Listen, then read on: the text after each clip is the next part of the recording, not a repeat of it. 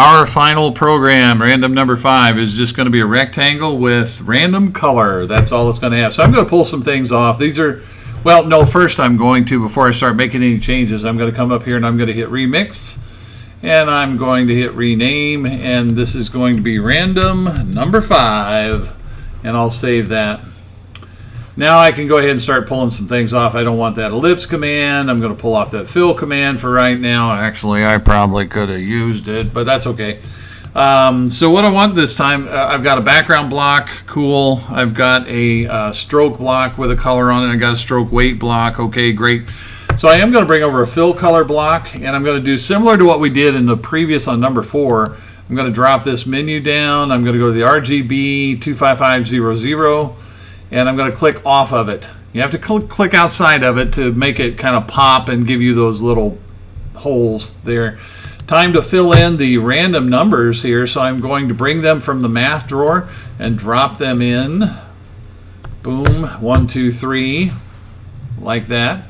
And again, when we're talking color and you're going to work with RGB, if you want the full range of the RGB color, your low value on your random number would be 0, and your high value would be 255, and on the next one it's 0 up to 255, and on the next one it's 0 up to 255. All right, so that my fill color is set right there. Now it's going to be time to build in my rectangle. So I'm going to go back to the drawing drawer and I'll bring my rectangle over here.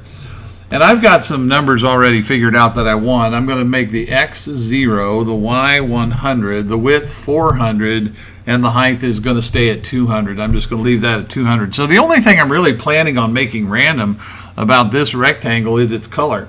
That 0, for the X and the Y and the width and the height, they're going to stay the same every time. Every time I run the program, they're just set.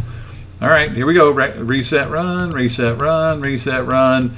And again, you'll see that rectangle show up in kind of the middle of the screen every time, but it's going to be a different color every time because the color is random.